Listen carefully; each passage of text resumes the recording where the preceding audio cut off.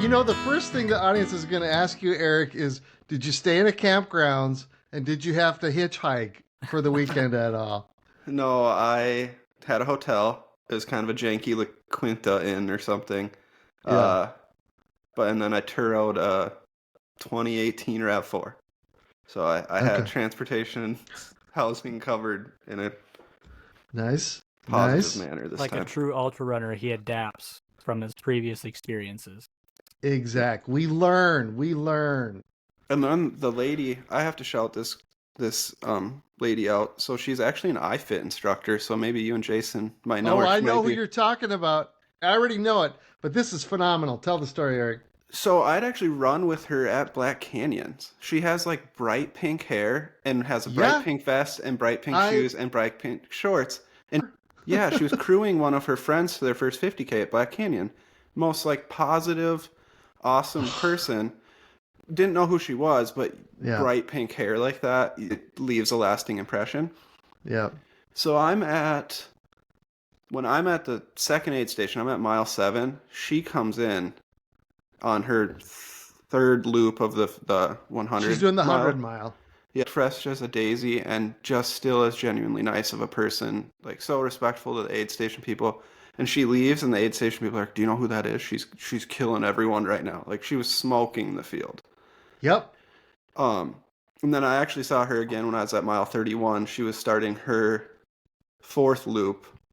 She's like, "The aid station's just right up here, right?" I'm like, "Yeah." And she's like, "Good job, you're doing great." Like barely out of breath. Well, not even out of breath. Yeah. Smoking it. Again, just super nice person. I think that just speaks to the ultra community, trail It running does. community. Definitely. It does. But so later that evening, I'm in the hotel crying because my body's in so much pain, and I see Buffalo Run Adventures post this. Breaking news of the phenomenal kind. This lady, Ashley Paulson, just destroyed her old course record for the Antelope Island Buffalo Run. Old record, 18 hours, 26 minutes. New record, 16 hours, 13 My minutes. God. She dropped over a minute off her average mile pace for 100 miles. My God. Wild. I mean, the kicker of the story, guys, is she took first overall, guys. She Yep. beat everyone there with that Like, time. Unreal. Not only Smoked that, them. an hour ahead of the next competitor. I'm so glad you brought her up, Eric, because I had her in my notes to bring up. I was so impressed to see how she treated Yeah. everyone so kindly with so much respect. I mean, she was nicer to me than the people at the aid stations were. Yeah, yeah. On the iFit program, she's of course very positive.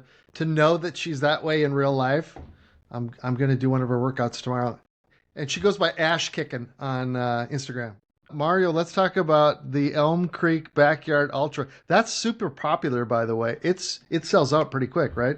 It does, and in the year that I signed up for it, I think it was at the third year that they had done it. The first 2 years there was a really small field, and the year that I signed up for it, so I don't know exactly when registration typically opens. I think it's pretty soon after the race. I want to say it's like June 1st or something that they open up registration for the next year. But it does fill up quickly. The year that I registered for it, I registered for it just before Thanksgiving, I think. I didn't say anything to anyone until around Christmas time. I signed up for it and didn't make a plan. Didn't really have any idea of how I was gonna logistically make it happen. I just signed up. It was one of the most impulsive things that I've ever done. But then from January 1st of last year, I actually started running to work every day because I live a mile and a half from my office. And then I realized that I really do like going home for lunch every day to see my son and my wife. And, that's part of it. Part of one of the benefits of living close to work. So I stopped running to work, but I changed my training strategy to running around the fringes of the day. So after everyone was asleep, when all I wanted to do was go to bed, I'd go out and I'd run a yard. So I have like a 2.1 mile loop around my house. So I could do 2 of those and that would be a yard and then I'd go to sleep. And I don't know exactly when I decided to just go all in on the planning and the training, but I have like I emailed it to Erik and all the people that were in my crew, like a 5-page spreadsheet of directions, instructions, what the plan was on each loop, all the way up to, did I go all the way to 24 hours? I think I so, because did. that was kind of the goal. Because that was my goal, was to go 24 hours. I wanted to get my first 100-mile distance, and I'd never run a race at like this format before. So for those that don't know, the Backyard Ultra is a race where you start at the top of the hour. So we started at noon on a Friday. You run 4.167 miles. It's a trail loop. And then you go through the arches, and you have for the rest of that hour until the next start of the next hour to get your ducks in a row and go back out. So it seemed like an interesting format that I felt was attainable to get my first 100. And so I did not, spoiler alert, I did not get 100 miles. I made it 14 yards, and I came in, it would have been 58.3 miles in 14 hours. And I came in, I was probably like 150 yards from the finish line when that next lap started.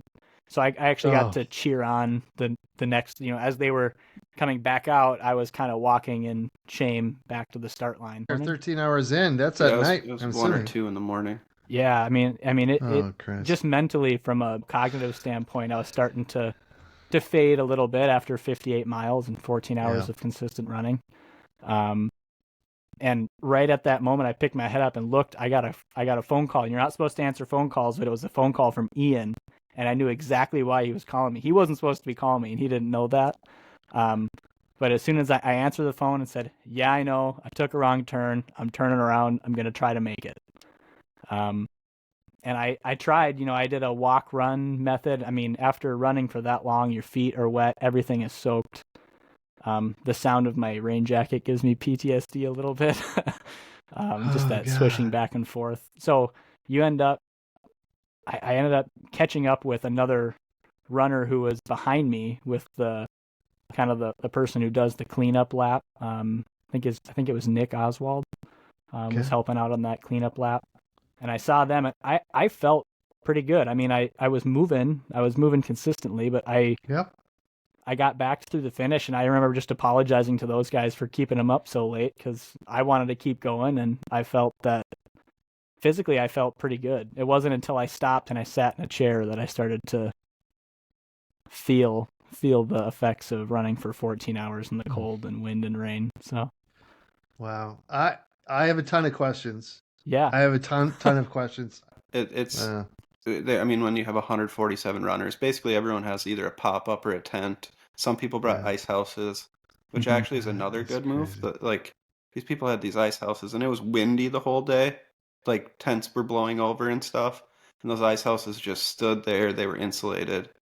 And it would have been so nice to change clothes without the wind smacking you. I mean, you're soaking wet, and then you take off your wet clothes, and you're trying to put dry clothes onto your wet body with the wind. If you could have just zipped that door shut, that would have made a world of difference. Wow. It's funny. I want to go back to, you said the format is appealing. It's not appealing to me, dude. Not Erik. Would you do that? No. Yeah, it doesn't appeal to me, Mario, because it's 4.1 miles in an hour. That's 4 miles an hour. That's a little bit, it's kind of like, it's almost my top speed. Dude, that does not appeal to me. And it's the same view for 14 hours. Like, think about that. Yeah. If you go run Zumbro for 14 hours, yeah, it's looped, but you're seeing new terrain every little bit. You're just seeing the same trail for 14 hours. Yeah. Erik, what's your story? Well, so at like 8 o'clock, we for the first 8 laps, it was like clockwork. Like, here, Mario, here's your calories. He'd come back, he'd look strong, and his calories would be gone. About 8 o'clock, the calories were coming back a little bit more often than we would have liked. So Ian and I started just being like, here's a quesadilla. They like do fresh food at the pavilion. Yeah, like typical aid station food. So I would grab like a full quesadilla and shove it in his race vest. Ian was stuffing stuff in his jacket pocket, and we're like, don't come back with this food. And he'd come back, and it was there. And we're like, we gotta figure something out, because physically he looked great. His mind was still strong, but Yeah. again, that kind of stuff takes a toll. So we're like, we got to get these calories in. Yeah. Maybe our fatal flaw is I'd gone to Walmart and got like the Ensure Oh, that's nutrition right. shakes, and it's a gut bomb. I Yeah. didn't know that. I'd never drank them before, and they're there to make you feel full. So we Yep. gave him one of those at like 8 o'clock, and then it was really like all the calories came back, and he was like, I can't, like I can't eat. So that was story number one. But so yeah, I mean seriously, there's like a full quesadilla in this pocket, like a sleeve of bacon in this pocket, And a bottle of pack of Ensure in the other. yeah. Hmm. Mario, credit to him, I couldn't do it. He like his whole family came out to support him at various parts of the day. So we're in a I don't know, however big pop-ups are, like It was the like 10 by party 10 at the pop-ups. biggest. Yeah. Yep. Yeah. Yeah. So 8 by 8, 10 by 10. It's windy as all get out and raining sideways, so we've taken tarps and bungee corded them on, not even bungee cord, like a It was nylon duct cord tape that we had to rope. cut with a tiny little like Swiss Army pocket knife. We're cutting that. We're rolling up duct tape to make string. I ran to Walmart to get stakes to try and pound these strings in to keep this thing. And another element of adversity, we lowered it so it was only half up. So when Mario's in between laps, he's like in the Yes. tent, like scrunched over, You trying to can't change. stand up. Yeah, Well, the wind was so bad it was about to rip the whole thing up and take all of our stuff we had tied to it with it. yeah. Oh But so God. like I mean, his mom and dad were there. Roy and Claire were there. His little brother, sister-in-law, they were all there at various stages of the day or whatever, but his dad stayed basically the whole time. Like mile 51, or yeah, no, loop, whatever, either the I think it 12 was hour at or the midnight. 13-hour loop. Mario comes in and like the lights are on, but no one's home. And so Ian and I are just Yeah. like, oh, you Yeah. got this, you got this. We're shoving food everywhere, blah, blah, blah. But he walked in and his dad looked like he had just left World War II battlefield. He's like, that's my son. And so like we're being all positive and we push him off and he's like, I'm glad you guys were here. I wouldn't have known what to do. You guys just loaded him up and sent him out. And so if you're doing a backyard ultra, maybe don't bring your parents. My day. So as you know, you saw I kind of talked about it in my solo pod previously, but I haven't had a great time training. Like Mario's, like life is just busy, work and dealing with Ricky and just other stuff. I just haven't had a lot of time to train, and so I'm not down to 4 miles a month like you, Eric, but still wasn't. I just wasn't well prepared. But I thought I can get my way through 34 miles, two loops. I can do it, and so I got down there. I've got the camera. I've got all the gear. I had the drone. Here's a funny thing. I've got the drone in my backpack, and I'm like, okay, if I get the right spot, I'm gonna fly this drone. And I had emailed John Starkamp. I'm like, are you cool if I fly a drone? He's like, yeah, sure. He's just, there's no regulations here. You can do that. Um, Guys, I never put the battery in the drones, so I mean, that kind of gives you a hint to like how my day went. It's kind of like Eric without his water bottles. I realized when I finished that first lap and they pulled the plug, I pulled the plug. I took my drone out. I'm like, oh shit, there's no batteries in here. It was that was fine. That was the least of my worries. Right before the 13.5 mile aid station, it's this long downhill. It's all like a gravel road, county road. And I'm jogging. My knee hurts a little bit. I'm just like, oh, okay, it's downhill. My quads are hurting. My knee's hurting a little bit because I'm actually running, pounding on it. I didn't think much of it. Knee hurt a little bit, but it's like sometimes my knee hurts. And I got to that aid station. I sat down. I started filling up my water bottles, and my knee was kind of hurting. I looked at it. Guys, my knee looked like it frickin' exploded. I'm like, what the hell is that? I'm like, it hurts, but what is that? Did I fall? I didn't fall. And so I'm like, is there any medics at this aid station? So they got a hold of the medic. He came over and he's like, oh, do you have a history of blood clots? And he's like, it looks like your bursa sac exploded and then a bunch of blood vessels exploded. And I'm like, is that bad? Well, he's like, oh, you should get that checked out. And he's like, I mean, you don't have to have it checked out today, but you should probably get it checked out today. I'm like, so you're saying I shouldn't do a second lap. I Zumbro, I've got a lot of respect for it. There's a hill there, guys, that is like it's all rocks. So you can't there's a downhill that's all rocks. And I think I'll put together a short film on it. I've got film of like the first place guys running the 17 mile freaking flying. Like they must have been doing 6 minute miles downhill, full speed on these rocks. They're leaping 10 feet, rock to rock. I'm like on my hands and knees trying to crawl down this thing. They're leaping, and I'm like, oh my bleeping God, you guys are gonna die. I mean, it was just crazy. And then you finish that, and right away there's an uphill that's just all rocks. And that was like, Eric, I had a couple stops on the way up. Like you, I was like, what am I doing? This is crazy. So there's a couple really nasty. And then I call it the pit of despair. Jason calls it the beach. There's like a mile of sand, like loose sand. Either Mandy or Jason posted a picture of this, and it's like a creek bed of sand. Yeah, it's just like you're at, the beach. And it's like after, 11 miles, the last thing you want is the sand to just slow you down. You can't run on it. You can barely walk on it because you're just sinking in. And I'm like, it was a nightmare. I thought, oh, sand, good. It's not rocks. It's not tree roots. No, it's the worst. It was probably the worst part of that. So Zumbro is a bitch. Here's a question. The Boulder Boys were talking about Arizona Monster 300, and they said you had to poop in a bucket. Is that true? Did they have to poop in buckets? So the Arizona Monster got like quite a bit of online hate.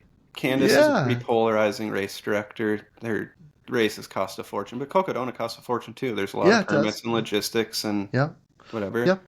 Yep. They struggled to get volunteers. And so there was an aid station that they could not get a porta potty to. And so they have these like you poop in a bucket kind of deal with a liner, and then the liner is supposed to get changed right away, and it shouldn't really be an issue. Apparently the aid station that you pooped in a bucket was pretty unmanned. Not unmanned, but just low staff. It didn't, but all that criticism, I kind of listened to Cam Haines had his stepbrother took second, Taylor Spike. And so Taylor kind of gave it from the viewpoint of when you're running, if you need to poop, just wait till the next aid station if it bothers you that much. Like the runners didn't have a bad time. It was Reddit and the talking heads and stuff that kind of gave it crap. And all right. It's also inaugural year. They'll sort those issues out. Yeah. And yes, it was kind of true. It's designed for that. It's called, but it's a thing that's made for what they were using it for. It just was funny listening to the Boulder Boys talk about pooping in a bucket, but I'm like, yeah. But the problem is Candace, you kind of either love or hate Candace, I guess. Yeah. I don't know much about her, but it seems like she gets a lot of people do not like her. Yeah, I get it. I think fine. That kind of stirred the pot too of like one person posts something and everyone runs with it. All right. Okay. But all right, I did have to poop in a bucket technically. Got it. Okay. That's all. I am very dumb. Tell me about Aftershok's headphones. I know that's what Jason uses too, and that's what you guys use. Is that what I need to get? Why? What's so great about them? Talk to me. So they're bone conduction open-ear headphones, so they like sit kind of right in front of your ear and give they don't go in your ear. Correct. So your ears are open. So when you're on the country roads, you can hear the cars coming, or even in a metropolitan area where drivers can be crazy. Mario is demonstrating for the camera. There, so it just gives you that awareness. The battery life's crazy. I mean, I've done a 9-hour, an almost 10-hour, and then an over 10-hour 50K, and they've lasted the whole time on all 3 races. Really? Okay. I apologize to the audience listening, guys. I am sorry. I am just not that hip. My wife will vouch for me. I don't know anything about modern technology or music or any of that stuff. So thank you. I will look into those. Okay. You're an audio guy? Yeah. The audio is not stellar. I'd say it's a 6.5, 7 out of 10. Okay. I listen to podcasts. You're really selling them. Okay. Well, I listen to podcasts when I run. They're like $100. Okay. All right. But the battery life is the big one. Is the big thing. I mean, Yeah, they no, last battery life is to me is forever. almost more important than audio quality. You're right, Eric. If you're listening to a podcast when you're running, I mean, hey guys, I like my voice too, but you know, that'll be just fine if you're listening to the Joey Metzger Running Behind podcast Yeah. show. Here's a better question, Mario. Which character are you? Who are you from The Office? I think I would like to be Jim. I think I would Oh, like to be, but you would like to be, but in reality, you are. I'm probably more Oscar, honestly. Okay. Just from he's so straightforward Yeah. and pragmatic and Yeah. logical that when things are illogical that happen, he doesn't know how to. When it's the logic just fails to continue, Yeah. Oscar doesn't Yeah. know what to do. He's very number oriented. I like to, track all my runs and very Yeah. stats oriented. But I would Yeah. like to think that I'm Jim. I'm the cool guy, but I'm nowhere near as tall Yeah. as Jim is. So Right. I think I'm the awkward HR guy. What was his name, Toby. Mario? Toby, yeah. I always kid with Aaron. I'm always like, oh, I'm Toby from The Office, isn't it? That's me. I'm the awkward guy. I don't know. Eric, who are you from The Office? Creed. No, I don't. Creed, yes. He's such a sneaky good character. I know. such a Underrated. good character. I'm probably Kevin. Just the giant teddy bear in the back that's stumbling through life, I guess. Yeah. Or Robert that's me too. California, another underrated character, when he Okay. has everyone over to his house and just drinking For a wine out pool of the party. bottle, jumps in Yeah. the pool. Yeah. Yeah, that is a fantastic show.